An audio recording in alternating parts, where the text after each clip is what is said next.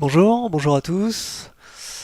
Alors vous pouvez le remarquer, nous ne sommes que deux. Malheureusement, François-Xavier Marie, donc photographe à l'AFP, était à Milan et son vol a été annulé. Donc il était en train de préparer les futurs Jeux Olympiques d'hiver et il ne pourra pas nous rejoindre. Alors on a envisagé de le remplacer par une IA, mais malheureusement c'est pas tout à fait au point, on n'avait pas le temps. Donc on va se partager un petit peu en temps réel ces interventions. On le connaît bien, c'est quelqu'un avec qui on travaille, lui et l'AFP en général, depuis longtemps. Donc on va essayer de faire au moins aussi bien que lui. Ah, ça commence déjà là. Alors, je vais me présenter déjà. Donc moi je suis Gaëtan Le Galvouit, je suis membre de la CST dans le département broadcast. Et puis cette année, j'ai eu l'occasion de faire une présentation sur tout ce qui était protection de contenu, sécurité des contenus, notamment avec un axe anti-piratage, pour démystifier tout ça, voir quels étaient les problèmes de compatibilité dans la chaîne de production, etc. Et j'ai vu qu'il y avait un intérêt, et donc j'ai proposé au département ensuite de faire une session autour de ça, et plus généralement parce qu'il y avait des inquiétudes autour de la détection, l'authentification d'images fausses, générées, hors contexte. Quels sont les outils, comment on les trouve, et comment est-ce que tout ça peut s'intégrer dans un flux de distribution. Avec moi, Mathieu, qui est le directeur et le fondateur d'Imatag, et je te laisse te présenter. Bouton. Bonjour à tous, pardon. Je suis Mathieu Dezoubo, je suis le directeur général de la société Imatag. On est des experts dans le monde du tatouage d'images et tatouage vidéo. On travaille avec l'AFP, avec d'autres agences de presse aussi comme Reuters. On marque l'intégralité de leur contenu avant la distribution vers leurs clients, les éditeurs de presse, et on trace ces contenus sur Internet. Donc on a des millions d'images qui sont identifiées sur des dizaines de millions de sites Internet. Et donc c'est plus pour des questions de droit, de copyright infringement par exemple, mais de plus en plus sur des questions de désinformation, pouvoir prouver qu'un contenu est bien réel et que c'est pas un contenu généré par une IA. Je te laisse enchaîner sur la Ouais, présentation de l'AFP. oui, donc l'AFP, bon, c'est un client depuis maintenant plus de 5 ans. L'AFP, une des plus grandes agences de presse mondiale, donc 2600 collaborateurs, 1700 journalistes, il couvre 150 pays, 24 heures sur 24 et 7 jours sur 7. Euh, et puis donc la section donc fact-checking qui nous intéresse aujourd'hui, l'AFP est pionnier dans ce domaine-là. C'est les premiers à avoir mis en place un système de fact-checking au niveau mondial. Il couvre énormément de pays, donc on est sur 80 pays, 140 journalistes spécialisés. Actuellement, donc le service de fact-checking est obligé de sélectionner les contenus à fact-checker. Il y a beaucoup trop de contenus. C'est AFP Factual, une vingtaine de fact-checks qui sont publiés par jour. Donc c'est pas une grosse quantité, ça coûte très très cher de faire un fact-check. Plusieurs personnes sont impliquées, donc c'est un processus humain avec de l'investigation. Donc c'est très lent, beaucoup plus lent que la désinformation. Donc il y a des choix à faire. L'AFP est obligé de sélectionner les contenus qui vont avoir le plus d'audience ou une portée, un impact qui sera négatif avec beaucoup d'internautes qui seront touchés. Donc il y a un processus de décision qui doit être fait, on ne peut pas tout fact-checker. On voit bien de toute façon sur le blog Factuel, à chaque fois c'est une enquête extrêmement méticuleuse qui fait intervenir plein d'outils, plus ou moins automatisés évidemment, mais ça reste un travail humain très très fort. Et donc on va revenir à la base, qu'est-ce que c'est la désinformation depuis les origines de la photo presque. Ouais, donc là, 19e siècle, mort de Lincoln. On a le visage de Lincoln qui est sur les billets de 5 $, hein, vous voyez celui-ci. Bon, elle a été utilisée pour être mis sur le corps ici de Calhoun, qui était un sécessionniste, donc c'est pas super pour Lincoln. Et donc c'était un portrait, l'idée c'était de faire un portrait de lui qui soit plus présidentiel, on va dire, voilà, une posture. Donc là c'est l'imprimeur qui a procédé à la modification du tirage directement. Donc il a pris le visage, il l'a flippé et puis il l'a mis sur le corps de l'autre personne qui était avec des idées totalement opposées à celles de Lincoln. Mais bon, voilà, c'est cette image-là qu'on retient. Ensuite, donc on est sur une manipulation là d'une photo de Benito Mussolini. Il a enlevé le palefrenier. Donc la personne était là pour pouvoir sécuriser Benito Mussolini pour pas qu'il tombe du cheval en tenant les rênes. Et c'est vrai que la posture de Mussolini est quand même plus impressionnante sans le palefrenier, là. Donc il a été effacé. Je pense que c'est fait au niveau du négatif là, dans ce cas-là, directement. Et puis le dernier, si tu veux, Gaëtan, l'illustrer.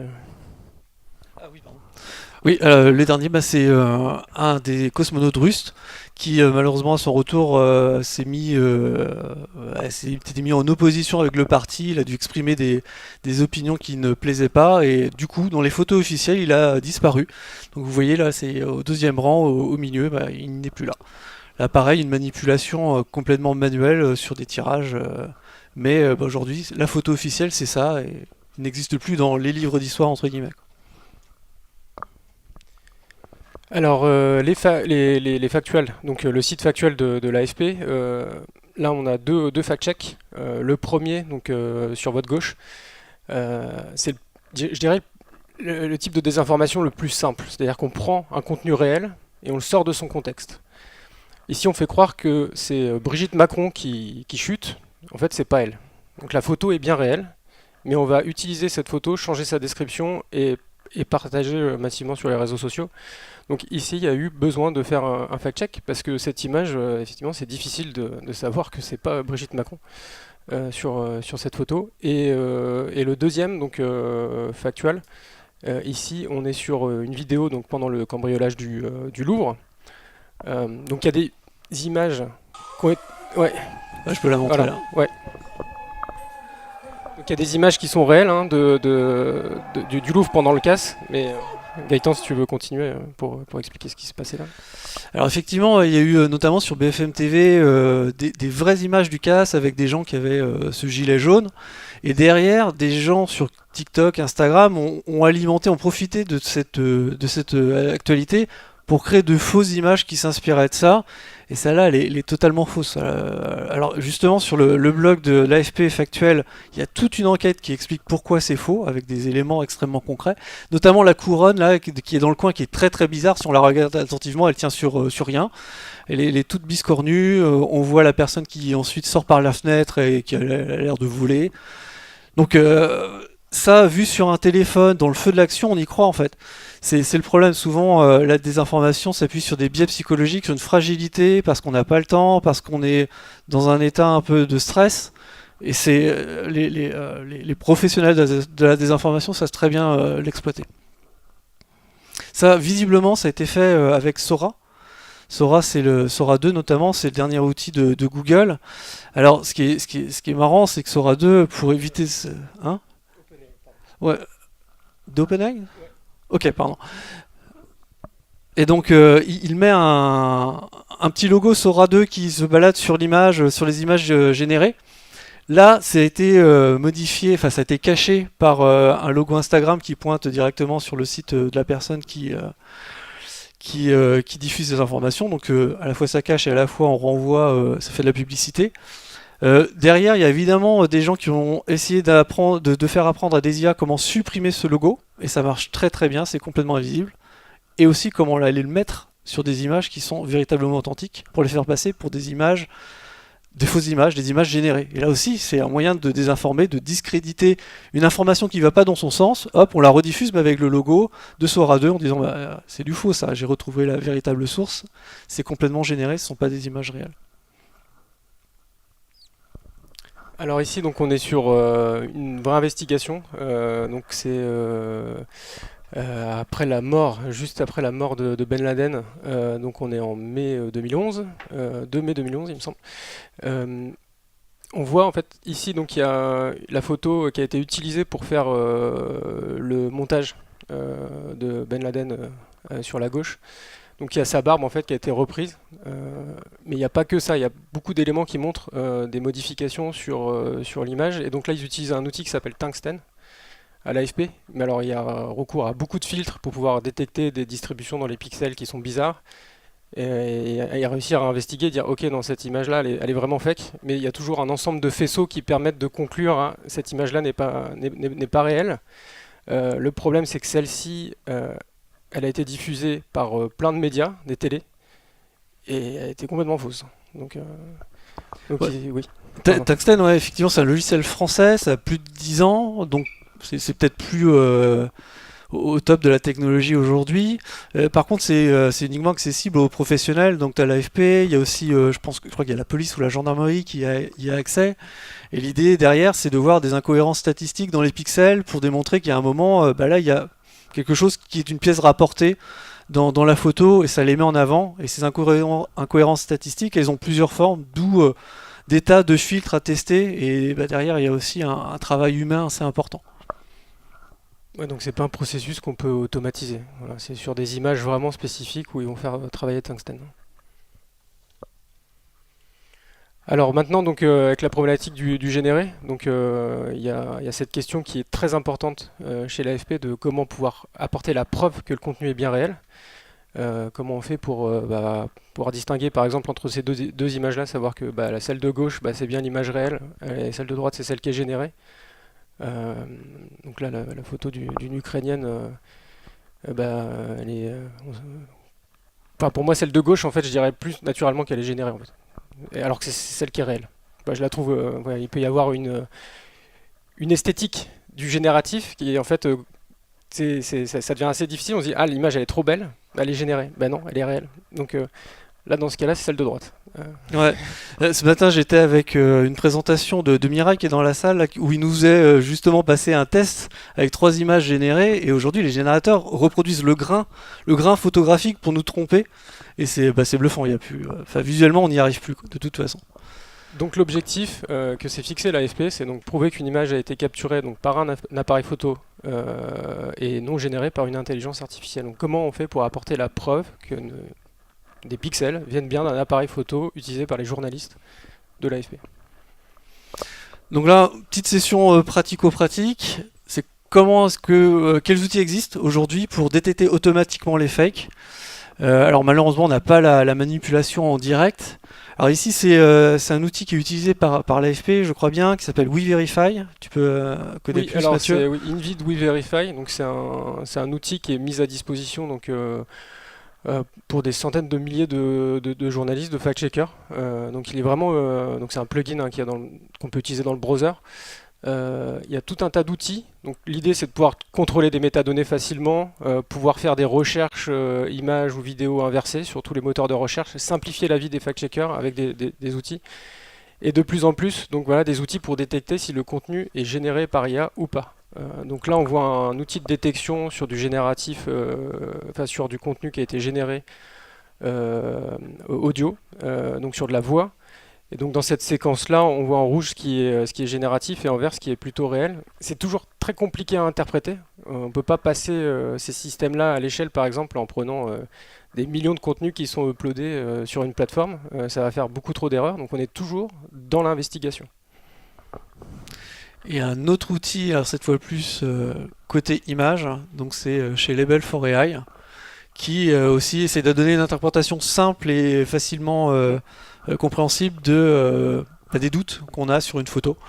Donc là, c'est extrait de la même vidéo, hein, donc c'est juste un screenshot de cette vidéo. Alors cette fois-ci, pas que la voix, uniquement une image.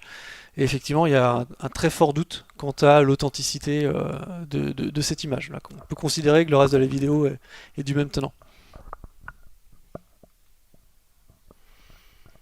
Ok, donc on va revenir là maintenant sur l'approche plutôt solution. Donc comment on fait, sachant que on a ces contenus générés qui arrivent en masse sur Internet, qui noient vraiment les services de fact-checking. Comment on apporte une solution pour apporter la preuve du réel?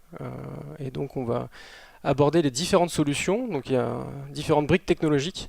Et on va commencer par les métadonnées, les simples métadonnées qui sont dans les fichiers et donc des métadonnées non signées. Donc ici on est sur une photo de Thomas Hupker, Mohamed Ali. On a des métadonnées qui sont IPTC, on pourra avoir des coordonnées GPS, aussi des informations qui sont liées à l'auteur, à la description, à la date. Voilà, donc c'est des données qui sont textuelles, qu'on ne peut pas forcément vérifier, n'importe qui peut les manipuler. Mais c'est le standard utilisé par toutes les agences de presse actuellement, c'est l'IPTC.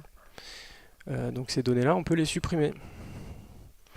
Voilà une statistique, quelques statistiques. Alors, c'est pas forcément comment traîner.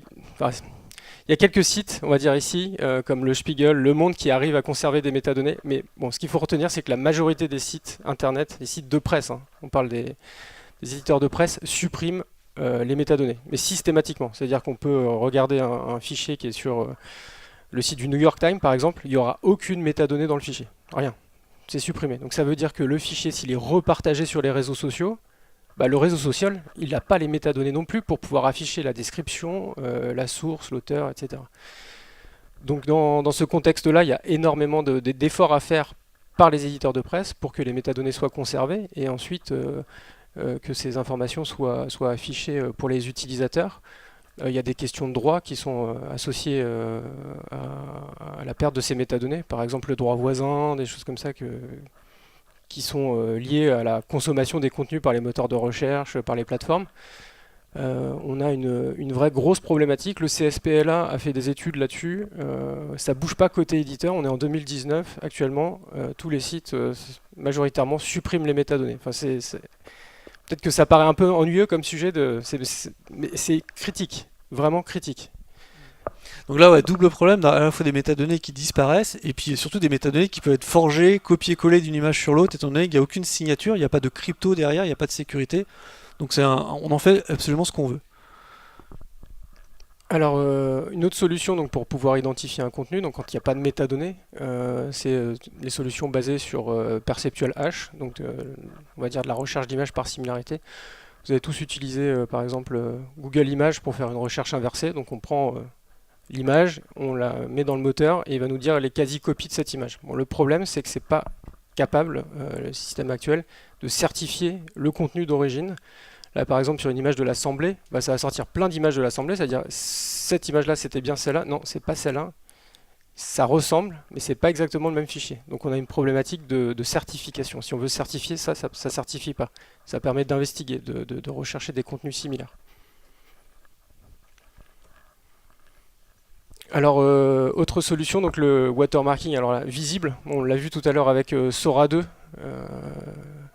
Si tu veux, ouais, le watermarking visible, hein, c'est ce que vous voyez souvent sur pas mal d'agences de presse. Pour qu'on n'a pas payé, on peut voir un aperçu de l'image et il y a en transparence le logo de l'agence de presse qui n'incite pas forcément à partager. Donc c'est ça, c'est le watermarking visible. Il y a des IA qui sont entraînées pour le supprimer de façon automatique et totalement transparente.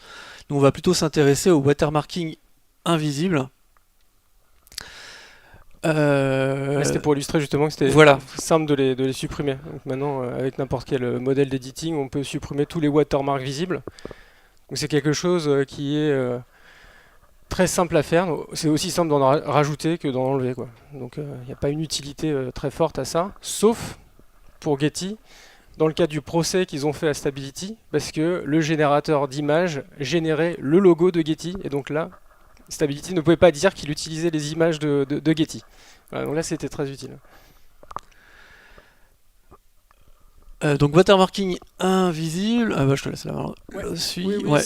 Donc là, on est sur un cas. Donc on monitore donc le web pour nos clients. On analyse des centaines de millions d'images par jour pour eux. Et donc dans les résultats d'identification, parfois on a des choses très intéressantes. Ici, donc on a une image marquée d'une thumbnail d'une vidéo YouTube d'un bateau en feu. Et donc quand on l'identifie avec notre technologie, on remonte avec certitude sur le fichier d'origine où le bateau n'est pas en feu. Donc on peut détecter automatiquement les pixels qui ont été modifiés grâce à notre technologie de marquage. Ouais. À l'origine, la technologie de marquage qu'on a fait, c'était plutôt pour du monitoring, pour savoir connaître un peu la vie de l'image, mais derrière, vu qu'on peut remonter jusqu'à l'origine, c'est un outil d'authentification extrêmement intéressant. Donc du coup, petit focus sur le watermarking, où là, Mathieu a généré une vidéo de démonstration, je te laisse la commenter. C'est une vraie vidéo. Oui, donc on a l'original, donc l'image à marquer qui est sur la gauche, l'image de droite qui est l'image marquée. On a entre les deux, il y a des modifications qui ont été faites, mais on peut pas faire pause. Ouais. C'est pas grave. Donc l'idée c'est de montrer que c'est invisible, hein. On fait une modification des pixels, mais il ne faut pas que ce soit visible. C'est ce qu'on appelle un marquage invisible. Si un humain est capable de voir que l'image a été modifiée, c'est pas un marquage invisible, c'est un mauvais marquage qui se dit invisible. Dans notre cas, donc les thèses perceptuelles sont Je crois que j'ai foiré ma. Oui, c'est pas grave, c'est bien. manip. Je peux remontrer. Donc on modifie donc l'ensemble des pixels de l'image parce que on peut imaginer qu'il peut y avoir un crop, un contenu qui est croppé et donc il faut toujours être robuste à ce genre d'attaque. Là nous on modifie plutôt dans les niveaux de gris. Là ici donc il y a un crop qui est fait sur l'image et puis quand c'est partagé sur internet il y a des attaques non intentionnelles comme la compression JPEG, le resizing, le crop qui sont généralement faites et il faut absolument être robuste dans ces contextes qui ne sont pas forcément des contextes évidents parce que là on voit la taille du fichier descendue à 20 kilobytes et on arrive toujours à certifier avec une compression qui est maximale et on va aller jusqu'à attaquer le fichier pour retirer on va dire le marquage mais au final avoir un contenu qui est tellement altéré qu'il n'est plus exploitable. Voilà, donc là on détecte plus mais bon, en gros voilà, il n'y a plus beaucoup de détails. Donc, ce qui illustrait Mathieu, c'est à la fois le côté robuste et le côté transparent. Là, c'est ce que je voulais mettre en avant avec une vidéo cette fois-ci en mode butterfly. Donc, il y a le côté gauche qui est l'origine, le côté droit qui est la version watermarkée. Donc, pour tester tout ça, on fait des tests subjectifs à plutôt large échelle et statistiquement, personne n'arrive à faire la différence entre les deux. Donc, du coup, on est plutôt content sur le côté invisible et ça satisfait les studios ou les ayants droit qui travaillent avec nous. Et derrière, on doit être robuste aux attaques aussi, intentionnelles ou non. Donc là, c'est une compression MPEG H264 qui a 125 kilobits. Là, on est, comme disait Mathieu, à la limite de l'exploitabilité de la vidéo. Hein. À part sur un téléphone, c'est pas très très utile. En tout cas, ça passerait pas pour un gros film ou des contenus de qualité. Et derrière, on retrouve la signature qu'on a insérée. On est capable de dire ça vient de telle agence, de tel ayant droit, de telle société, etc. Donc derrière, il y a une notion aussi de probabilité, parce que ça reste un calcul statistique. Donc à l'origine, sur la vidéo qui était que j'ai présentée tout à l'heure, qui était de bonne qualité, on avait une chance sur 10 puissance 120 de se tromper. C'est-à-dire qu'il y avait une chance sur 10 puissance 120 que naturellement il y avait la signature alors qu'on ne l'avait pas mise. Et là, on descend à 10 puissance 12. Donc ça reste une chance sur 1 milliard à peu près, non plus que ça, une chance sur 1000 milliards qu'on se trompe. Alors vous me direz qu'on est un peu large là-dessus. Alors le problème c'est qu'on traite plusieurs centaines, jusqu'à 100 millions d'images par jour. Et derrière, ce sont des probabilités d'erreur qui s'accumulent et il faut qu'à la fin de la journée, on ne se trompe pas pour autant. Donc, d'où cette marge importante. Alors, on a fait le tour côté watermarking visible, invisible. On a parlé tout à l'heure des métadonnées. On y retourne, notamment avec C2PA. Donc, c'est la coalition pour Content Provenance and Authenticity. Donc, c'est un regroupement, une coalition là, vraiment qui a été lancée par Adobe. Qui a regroupé derrière lui des gros acteurs du web, Google, OpenAI, des gros acteurs des médias, des réseaux sociaux. Et derrière, leur objectif, c'est de fournir des outils, un framework, y compris du code source, pour pouvoir suivre la vie des contenus, son, image, vidéo, depuis, si possible, leur captation, jusqu'à leur consommation dans des réseaux sociaux, sur l'écran au final.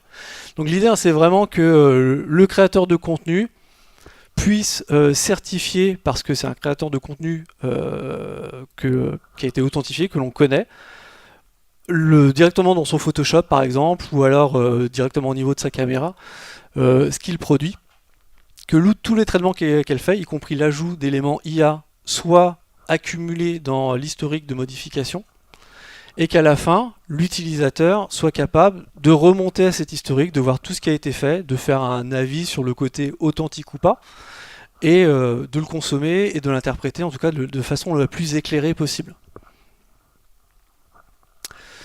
Donc je vous parlais de la création tout à l'heure, soit par l'appareil.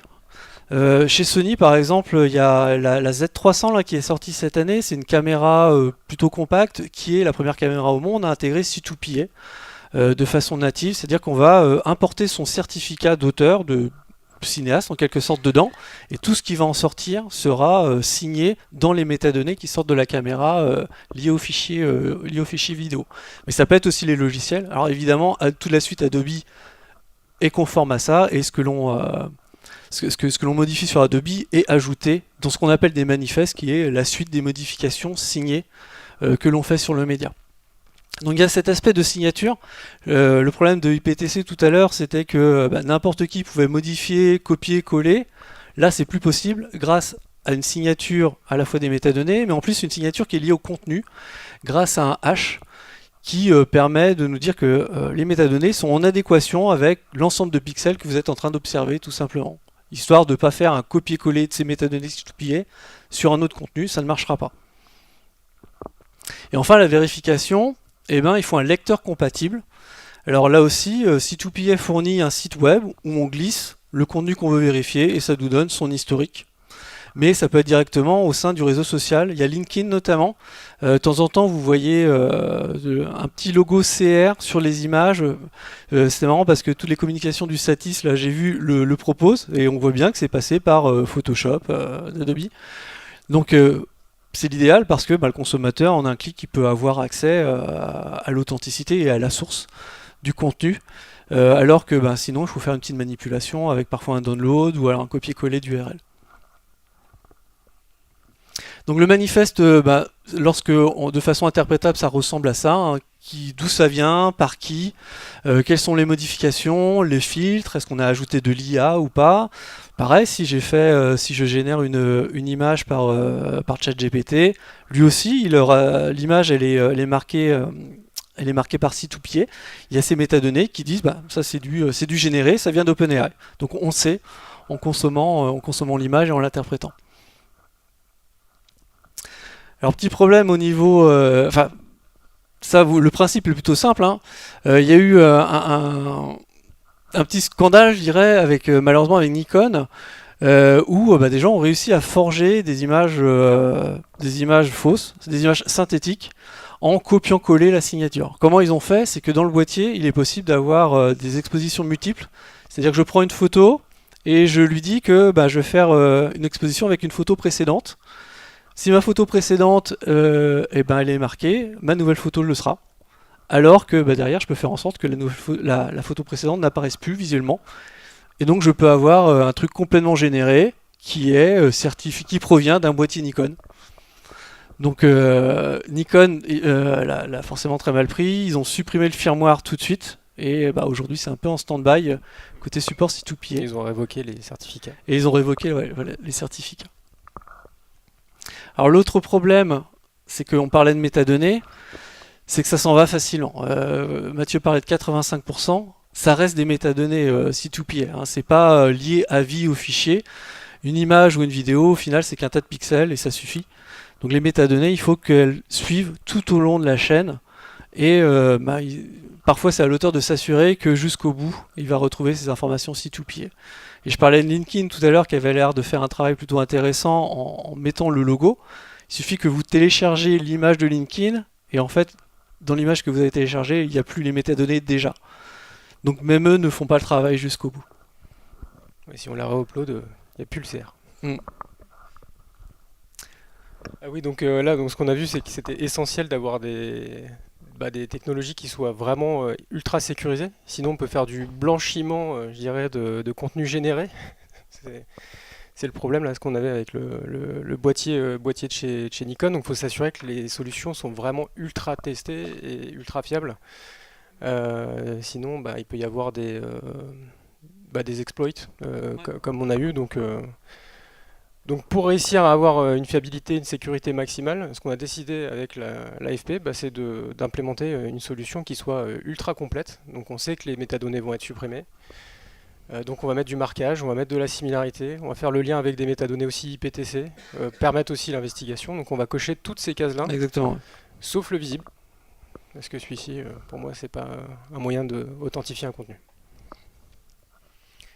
Et donc le process qu'on a mis en place, c'était pendant l'investiture de Donald Trump, donc en janvier. 2025. Les photographes étaient équipés des boîtiers Nikon, donc à l'époque les firmware C2PA Z9.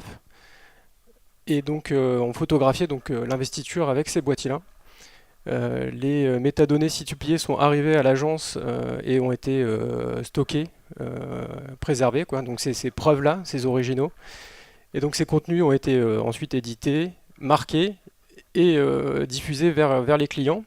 Et puis ensuite, on a la possibilité de pouvoir les certifier grâce à notre technologie de marquage qui peut faire le lien avec cet original. Donc le parti pris qu'on a choisi, c'est de dire on n'arrivera pas à faire une toolchain qui soit compatible C2PA.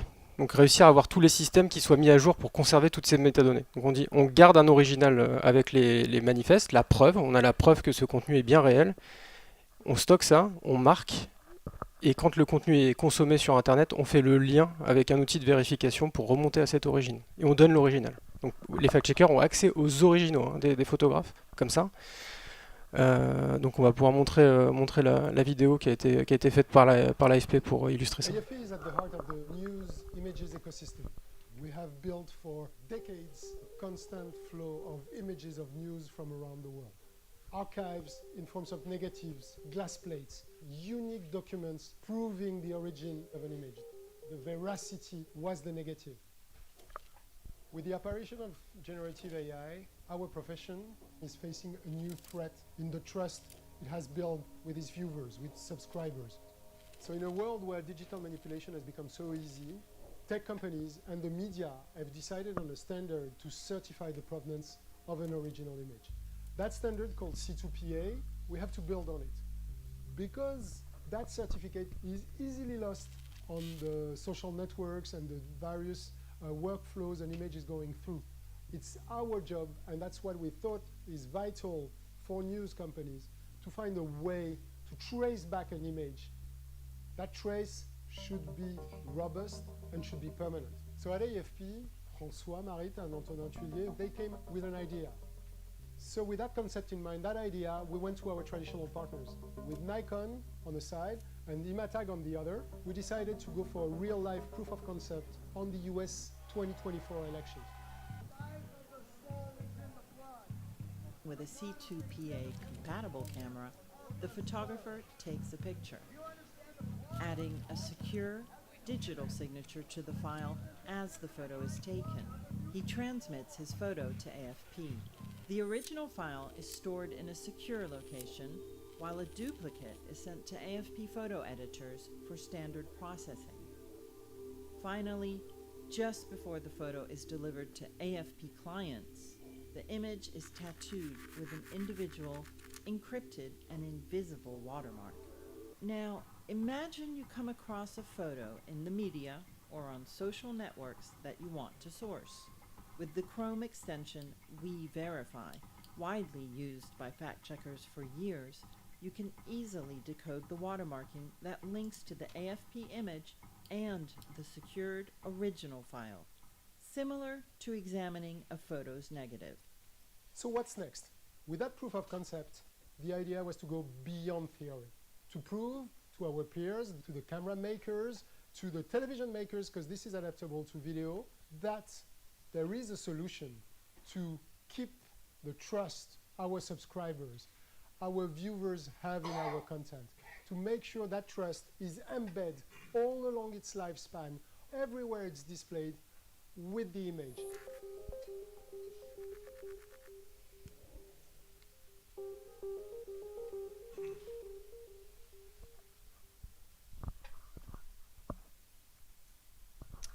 Et en pratique, ça donne ça. Donc là, c'est une illustration de l'application avec WeVerify d'authentification des images. Donc on est sur des images qui sont vraiment diffusées, consommées sur Internet par différents sites. Et donc là, on va prendre la photo d'Ivanka Trump, prendre l'adresse URL, enfin l'URL directement, la mettre dans l'outil de vérification de Invid WeVerify. Et à partir de cette image-là, donc on va checker s'il y a le marquage qui est présent et s'il y a une référence d'image avec du C2PA dedans qui est associée. Donc on retrouve le contenu qui a été envoyé aux éditeurs. Donc ça, c'est ce qui a été envoyé aux éditeurs de presse, avec les coordonnées GPS, EXIF, les données techniques, les IPTC. Mais donc il y a quelque chose de plus qui est fourni sur le site de fact-checking. Ici, c'est l'original, celui qu'on voit jamais. Donc là, ça pose aussi des questions, hein, parce qu'on voit l'image, donc on voit que c'est un très gros crop, voilà, qui a été fait. Cette image-là n'a jamais été envoyée aux éditeurs, donc c'est vraiment une preuve. Est-ce que tout le monde peut accéder à cette preuve, sachant qu'il peut très bien y avoir des choses qui ont été volontairement croppées pour pas montrer des visages, voilà, des questions de privacy. Donc il y a vraiment des questions à montrer cet original. Donc qui peut le voir? Là, les fact-checkers ont le droit de voir donc, toutes les photos qui ont été prises pendant l'investiture, mais à terme, il y a un vrai sujet sur la question de la privacy, parce que c'est souvent qu'il y a des visages qui sont floutés, et donc là, il faudra s'assurer que ce soit toujours flouté quand on montre le contenu original, par exemple. Exactement. Et puis ça aussi, on peut très bien évidemment l'envisager sur de la vidéo, notamment. Malheureusement, il y a quelques contraintes hein, en travaillant justement avec les boîtiers Nikon. On a bien vu que C2PA, ça nécessite un hash cryptographique des images et c'est quelque chose qui prend du temps dans des boîtiers avec des processeurs plutôt légers et parfois c'est des contraintes au niveau de la cadence en fait en image rafale par exemple. Oui. Donc le Rafale, généralement, il est désactivé. Alors on parle pas que de Nikon, hein, c'est chez Leica, chez Sony, c'est pas possible. Voilà, c'est calculer les hash sur des fichiers qui font 40 mégapixels, c'est compliqué. Ouais. Et du coup, le travail d'intégrer, de faire ce qui a été fait avec l'AFP sur de la vidéo, c'est-à-dire un watermarking de la vidéo, c'est un travail qui pose pas mal de soucis techniques parce que watermarker chaque frame d'une vidéo en temps réel dans une caméra, voilà, il faut, ça demande un petit peu de ressources processing ou alors des astuces qui vont nous permettre de faire ça tout en conservant la transparence, je vous ai dit la robustesse et la sécurité, la possibilité par exemple de forger avec un faux watermark une image qui ne l'est pas à l'origine. Donc on arrive sur la fin. Alors pour conclure, on l'a vu un petit peu, hein, la désinformation, on en parle beaucoup à l'ère de l'intelligence artificielle, mais ça a commencé bien avant et la désinformation la plus simple, c'est fait avec des images réelles qui sont sorties de leur contexte. On fait croire qu'il y a Paris qui s'embrase avec des images ou des vidéos qui viennent d'un autre pays, qui ont été prises il y a quelques années. Parfois, ça suffit à créer un vent de panique et l'effet escompté est là, quoi. Derrière, C2PA, ça en parle beaucoup. Ça a été un buzzword dans pas mal de salons. Sur les réseaux sociaux, il y en a pas mal parce que la promesse a priori est plutôt extrêmement intéressante, hein, en fait, de suivre l'historique d'une image. Ça plaît à tout le monde, mais derrière, ce sont des métadonnées fragiles comme toutes les autres métadonnées. Hier, j'ai voulu faire mon malin en prenant une photo du Satis avec un logiciel C2PL en mettant sur LinkedIn. J'ai pas réussi quoi. Entre temps, il y a un truc qui partait et moi-même, j'ai pas réussi à avoir le petit logo C2PL sur LinkedIn. Alors que je suis pas pirate du tout, je voulais vraiment le faire apparaître. Ça veut dire que si quelqu'un veut le faire disparaître, c'est tout simple, volontairement ou non. Donc il faut s'assurer que toute la chaîne soit compatible et ça c'est un travail gigantesque. Ça va donc depuis la prise de vue, tous les matériels de montage, les logiciels, jusqu'aux appareils et aux logiciels qui vont permettre de le visualiser. Un travail qui n'a pas été fait sur IPTC en plus de 25 ans. Voilà. Donc l'avantage de C2PA, c'est que derrière il y a des gros acteurs du web, ils peuvent être locomotives autour de ça. Bon, malheureusement, je parlais de l'iPhone tout à l'heure, il n'y a pas Apple dedans par exemple, et forcément ça va coincer à un moment. Et derrière C2PA, la réponse à cette perte de métadonnées, c'est le watermarking. Le watermarking, c'est un lien que l'on fait uniquement avec les pixels. C'est-à-dire que vous supprimez toutes les métadonnées, vous avez juste un tableau de RGB, l'information est toujours là. Et cette information, ça peut être une URL, un identifiant qui va pointer vers le manifeste C2PA d'origine, vers les négatifs, vers une base de données ouverte qui permet à tout à chacun de vérifier d'où ça vient. Oui, et donc c'est une approche qui est possible en fait. C'est-à-dire se dire que tout le réel, tout ce qui est réel et protégé dans un registre, c'est possible, c'est quelque chose qu'on peut faire. Se dire qu'on peut identifier tout le génératif, ça c'est pas possible. On ne pourra pas identifier tout ce qui est généré par IA avec du marquage, avec des solutions comme ça, il y a des modèles open source, on ne peut pas tout tracer. Par contre sur le réel, on pourrait se dire tout est traçable. Les volumes sont acceptables, on va dire. Et j'avais un truc en tête, mais j'ai oublié évidemment entre temps. Oui, et surtout voilà, ce système donc de faire un lien en dehors des métadonnées, c'est prévu dans C2PA, ça s'appelle le soft binding, c'est quelque chose qui est prévu, donc de prévoir que ces métadonnées ont disparu et qu'il y a un mécanisme qui permet encore de faire le lien, soit un mécanisme par recherche visuelle, avec les limites qu'on a vues tout à l'heure, hein, parce qu'on peut avoir des images de sources différentes mais extrêmement similaires visuellement, soit par watermarking, et là-dessus, plusieurs acteurs se positionnent aujourd'hui pour proposer une solution complète qui coche toutes les cases qu'a montré Mathieu tout à l'heure. Ouais. Et pour finir, donc on voit que les solutions de tatouage deviennent vraiment des solutions adoptées plus largement pour répondre à cette problématique-là. Donc on a Adobe par exemple qui travaille sur des solutions de tatouage pour refaire le lien avec des métadonnées C2PA. On a les gens de chez Google aussi, DeepMind. Donc chez Meta aussi. Donc ça devient voilà, la solution de dire ok, là on a compris les métadonnées dans le fichier, que ce soit une image ou une vidéo, ça marchera pas, quoi. Et du coup, il nous reste du temps pour des questions. Merci en tout cas pour votre attention.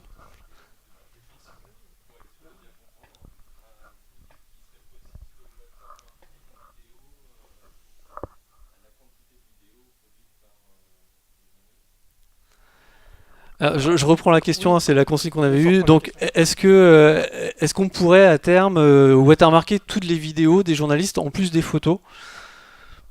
Donc sur la vidéo, il y a déjà des acteurs qui marquent énormément de contenu réel. Donc il y a Teletrax par exemple, qui marque l'intégralité de contenu vidéo produit par des AFP et des Reuters. Voilà. Donc c'est déjà des solutions qui sont implémentées. Plus sur des questions toujours de tracking et de copyright pour s'assurer que les droits sont respectés. Donc c'est même plus compliqué, c'est-à-dire que c'est pas juste marquage et détection, c'est marquage monitoring. Pour Teletrax, ils font du monitoring sur l'ensemble des chaînes télé. Donc c'est des milliers de chaînes télé qui sont analysées à la recherche des marqueurs, quoi. Donc oui, c'est possible. On va répéter la question. Deux questions. Une très néophyte, pourquoi les métadonnées sont supprimées? Et la deuxième, plus business, je comprends, votre c'est une techno un peu propriétaire, Imatag, et comment vous faites pour vous adapter par rapport à d'autres solutions open source qui du coup... Alors donc, sur la première question, pourquoi les métadonnées sont supprimées? Donc là je parle pour les photos.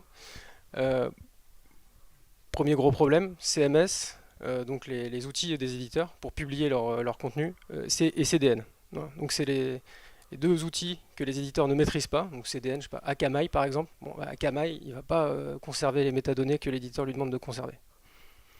Donc il faut faire bouger... Comment? Ah non, c'est vraiment de la contrainte technique pure et dure, c'est faire bouger un gros acteur pour qu'il conserve les métadonnées. Donc à chaque fois, ça va être ça le problème. Et donc il y a des CMS qui se mettent à jour. Donc on a eu Art Publishing qui s'est mis à jour et du jour au lendemain, le site Libération conservait les métadonnées. C'était chouette. Mais un Akamai, par exemple, il ne va pas bouger. Alors est-ce qu'ils vont bouger sur C2PA plus que IPTC? C'est ça la question. Peut-être qu'ils vont se dire ah non, sur C2PA c'est un sujet plus big tech. Maintenant on va... Voilà. Il y a des enjeux plus marketing aussi qui sont autour. Sur le deuxième aspect, donc le marquage, le côté open source versus techno plus propriétaire, donc on travaille avec le working group, watermarking working group de C2PA pour justement avoir une interopérabilité entre les différents fournisseurs de marquage. Et donc on essaie de mettre un marquage public d'aiguillage pour dire ah cette image elle a été marquée avec la techno Imatag ou la techno Digimark voilà. Et donc de réussir à faire en sorte que ce soit possible d'aiguiller vers la bonne technologie. Et cet outil-là serait open source, mais s'il est open source, il est forcément moins sécurisé, donc n'importe qui pourra supprimer ce marquage-là facilement. Voilà, donc il y a cette problématique quand on a une techno qui est ouverte en marquage, c'est des systèmes symétriques sur lesquels les gens vont pouvoir s'amuser à attaquer et facilement enlever. Donc voilà, Trustmark par exemple, c'est une techno open source. ils ont choisi de mettre l'outil pour supprimer le marquage. En disant, ok, on va faire le contre-pied des attaquants, on va directement mettre l'outil pour enlever le marquage, comme ça au moins c'est réglé. Ils le voient plus comme une information qu'on met dans les pixels. Voilà. Ça n'a pas vocation à être robuste, forcément sécure.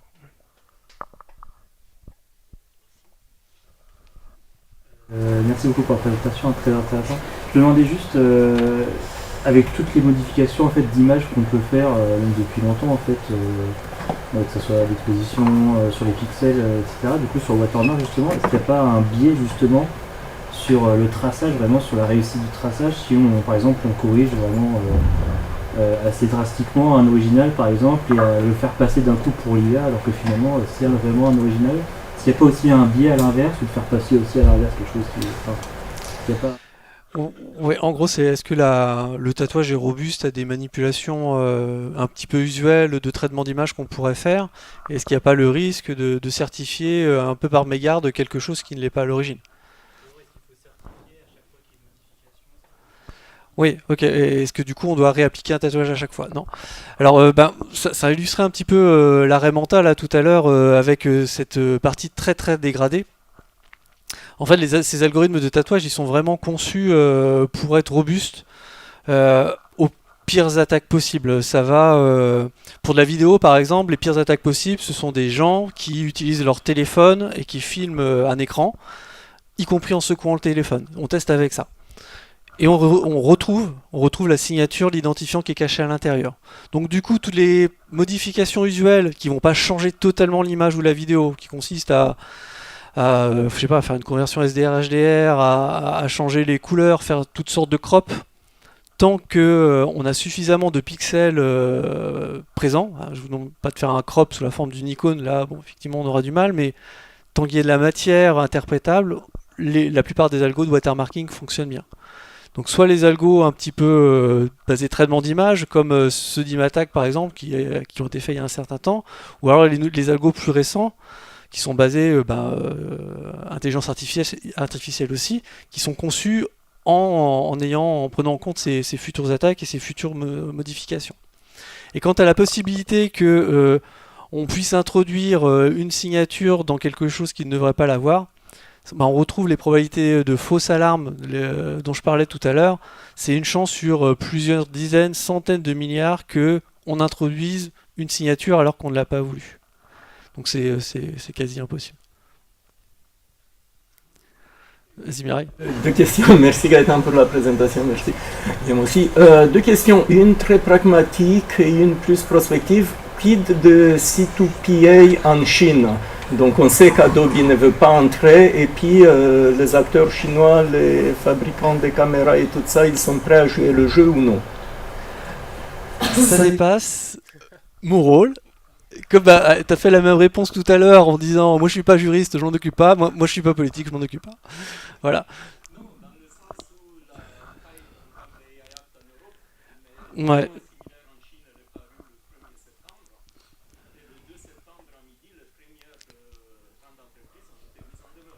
Mmh.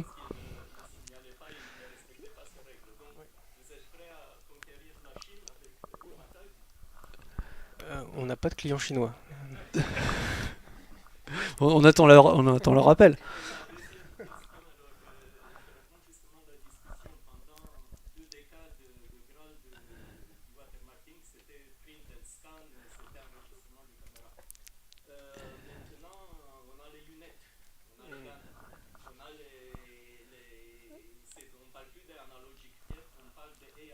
Mm.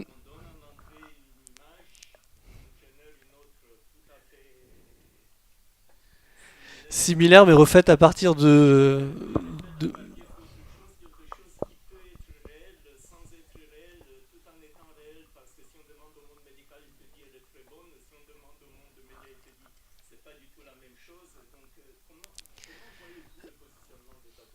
D'accord, donc le tatouage par rapport à des attaques IA qui consistent à régénérer une photo en se basant sur une photo réelle. Et ben là on arrive un petit peu aux limites du système, je dirais. Heureusement, on peut peut-être se baser sur des outils de similarité, mais c'est vrai qu'au niveau algorithme de tatouage, C'est à tester, hein, mais j'ai pas, ouais, C'est je une bonne pense question. que- ouais. Très bonne question. Franchement, Mhm. là-dessus, je sais, faudrait essayer. Voilà, des choses. Je pense que c'est très difficile de générer exactement la même image. Mais je sais que sur le texte, c'est possible en tout cas. Les gens du New York Times sont amusés à générer leurs propres articles avec OpenAI. Ils ont attaqué sur la base de ce qu'ils arrivaient à générer. Réussir à générer exactement la même image, je ne sais pas si c'est possible. Ouais, ouais.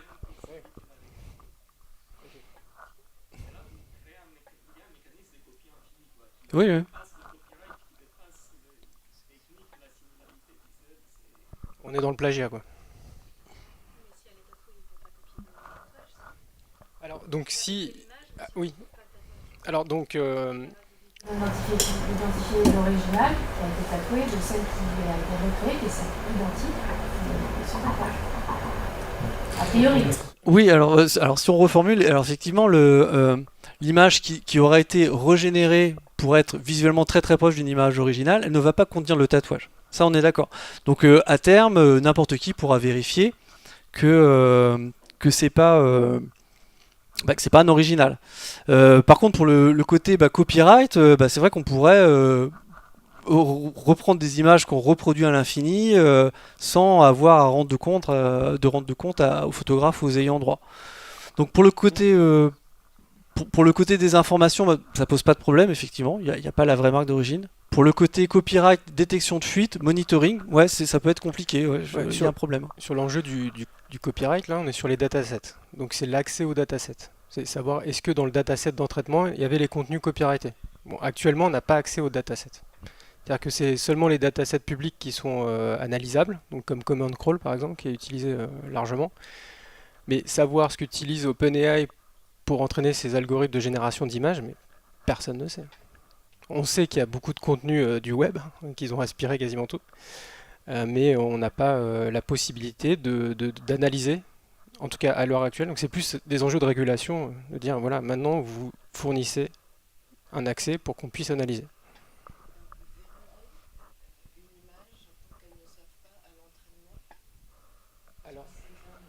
Voilà. Ça, Est-ce qu'on peut empêcher qu'une image ou un contenu soit utilisé par l'entraînement? Alors, il y a des technologies, c'est tout ce qui est poisoning, data poisoning. Donc, on empoisonne les images pour que, au moment de l'entraînement, voilà, ça marche pas bien. À ma connaissance, il n'y a pas encore d'outils qui fonctionnent vraiment bien sur le poisoning. Alors, à la base, il y a quand même des techniques, enfin plutôt des approches, disons, de bonne volonté, où on peut signaler que tel ou tel contenu ne doit pas être utilisé. C'est basé sur la bonne volonté. C'est-à-dire que s'ils veulent les aspirer, ils les aspirent quand même, tant pis. Après, à charge de faire la preuve que tel ou tel modèle, à un moment, a exploité des images copyrightées ou des images interdites pour l'entraînement. Comme le logo de Getty, c'était une bonne technique. Ou je crois que c'est Miyazaki qui a réussi à faire interdire aussi la création d'images type Miyazaki. C'est qu'il y a un moment, OpenAI a eu accès à des films et a appris dessus, quoi.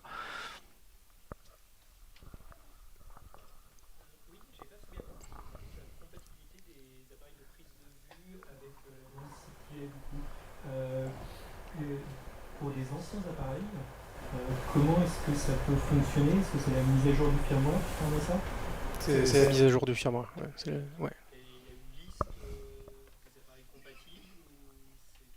Alors oui, par exemple chez Sony, ils vont donner... alors, Sony ils sont allés plus loin récemment parce qu'il y a même la partie vidéo des appareils photo qui fait du C2PA avec la mise à jour des firmware, donc sur une liste d'appareils. Donc il faut aller sur le site pour consulter quels sont les appareils qu'on peut updater.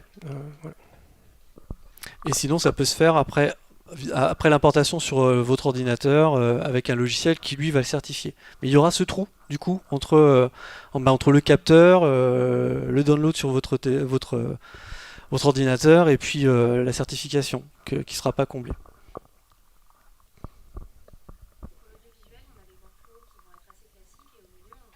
Partie de l'image tournée qui va être faite en IA et donc sur une vidéo vidéo, vous allez avoir des portions classiques, on va dire, et des portions en IA. À ce moment-là, au niveau du tapage ou du marquage, qu'est-ce qui se passe? Est-ce que juste les portions réelles sont marquées comme réelles et bénéficient d'un certificat, ou est-ce qu'on prend l'œuvre dans son ensemble, dans laquelle on a quand même notifié que cette image, elle est malgré tout, elle n'est pas réelle au sens prise de vue réelle, mais malgré tout elle fait partie d'une œuvre, de son script, on va dire, et elle peut être identifiée en termes de copyright. Du coup, voilà, pour une œuvre hybride, comment vous voyez les choses? Alors, je reformule la question. C'est donc une œuvre qui est un mélange de prise de vue réelle et de prise de vue, enfin de modification ou d'ajout basé IA. Comment est-ce que ça se comporte d'un point de vue watermarking et C2PA?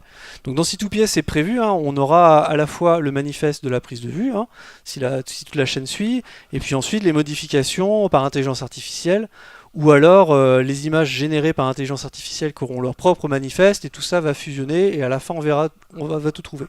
Pour le watermarking, ça dépend où on le met en fait. S'il est mis directement au niveau du boîtier ou juste après, il va uniquement certifier en quelque sorte les pixels réels, et tant que ces pixels réels ont encore une présence dans l'œuvre finale, on va pouvoir retrouver le watermark, qui va permettre de remonter à la prise de vue réelle. Si le watermark il est fait après effets spéciaux, là on va retrouver le watermark mais qui va certifier l'ensemble de l'image ainsi produite. Oui. Sur les contenus ultra haute définition, notamment dans le DA et en division, on a besoin d'un XML pour pouvoir avoir accès à l'ensemble des métadonnées du fichier et donc pouvoir le lire correctement. Est-ce que c'est pas une piste éventuelle justement pour le site privé pour se dire il y aura une partie du fichier qui sera accessible si je ne mets pas le certificat, mais une partie du fichier ne sera pas accessible et potentiellement pas exploitable si je n'ai pas le certificat. Et donc forcément cette image devra venir avec son certificat, obligatoirement. Est-ce qu'on ne peut pas trouver un système ou exploiter les systèmes comme celui de Double Vision pour faire en sorte que les métadonnées soient indispensables et qu'à la fin, on n'arrive pas à exploiter les données sans leurs métadonnées additionnelles. Ouais. Il y a eu pas mal de travaux il y a quelques années autour de ça où on enlevait des bouts très très précis de l'image et on les distribuait à part, si bien qu'on ne pouvait pas utiliser le contenu sans les petits bouts qu'on avait supprimés. J'ai pas connaissance de nouveaux travaux autour de ça. Je sais pas si Dolby serait très ouvert à ce qu'on joue avec leurs métadonnées. Hein, ils sont pas trop connus pour. Je ne sais pas. Il y a encore beaucoup de travail à faire. Alors on est sur la fin là. On me dit. Merci beaucoup pour votre attention. Ah, une dernière question. J'aime bien votre dernier slide qui finit par c'est une étape majeure dans un écosystème numérique de confiance. Aujourd'hui, pour une boîte comme vous et des acteurs de cet écosystème numérique de confiance, est-ce que vous avez trouvé autant d'investisseurs privés ou de fonds publics qui vont vous permettre de soutenir votre développement face à l'écosystème du fake qui lui est très financé?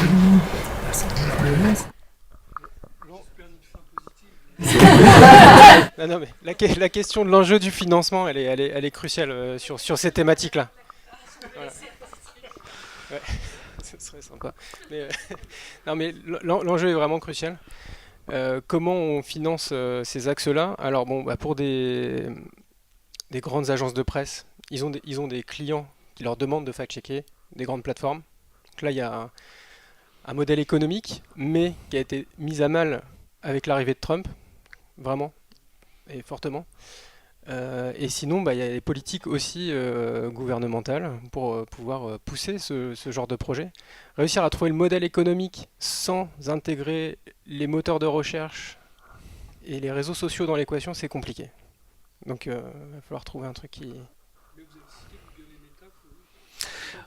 Exactement. Sur les contenus générés. Ouais, ils en font partie. Ouais. C'est-à-dire que si demain on arrive à avoir un accord avec eux pour afficher de l'information sur les contenus réels, on a un début de modèle économique.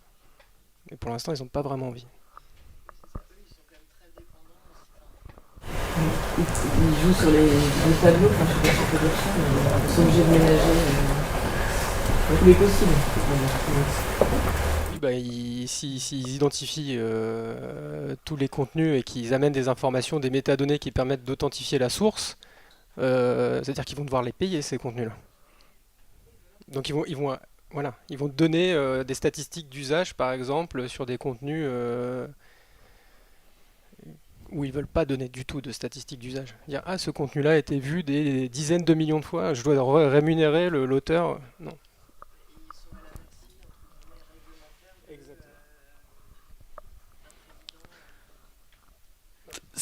c'est vraiment la fin, je vous laisse. Merci à tous, merci pour vos questions.